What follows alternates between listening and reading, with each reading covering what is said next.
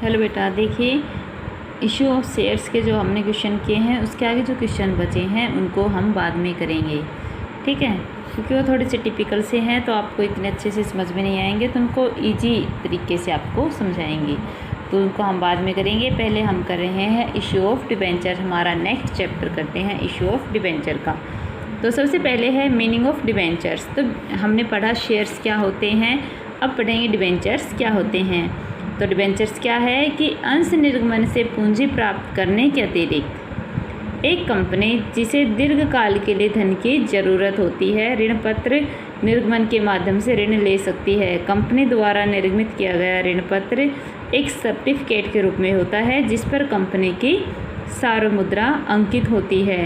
अतः ऋण पत्र कंपनी द्वारा लिए गए ऋण का एक लिखित प्रमाण है, क्योंकि यह कंपनी की सार्वमुद्रा के अधीन निर्गमित किए जाते हैं।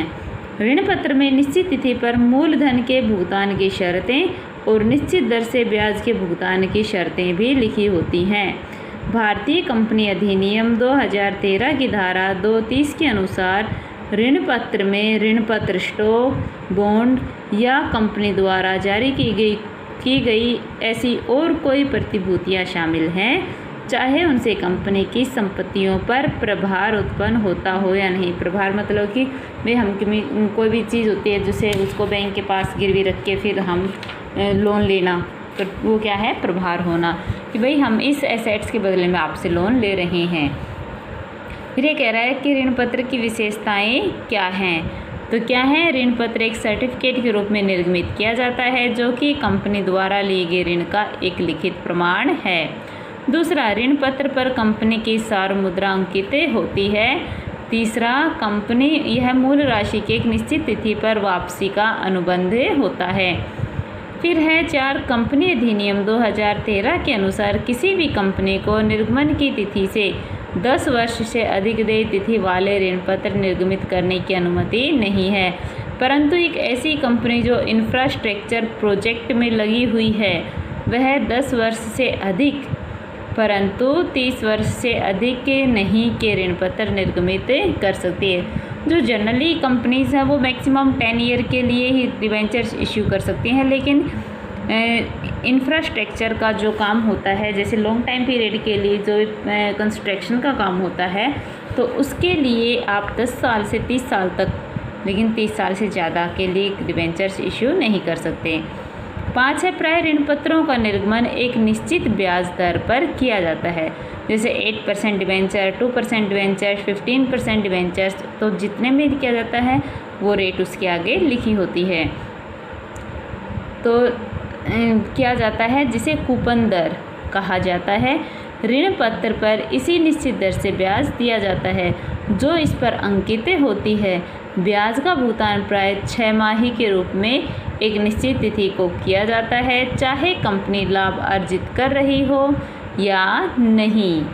फिर है, ऋण पत्र प्राय कंपनी की संपत्तियों पर सुरक्षित होते हैं। यदि कंपनी निर्गमन की शर्तों के अनुसार इनका भुगतान नहीं कर पाती तो ये न्यायालय में दावा करके कंपनी की संपत्तियां बिकवा कर अपना ऋण वसूल कर सकते हैं।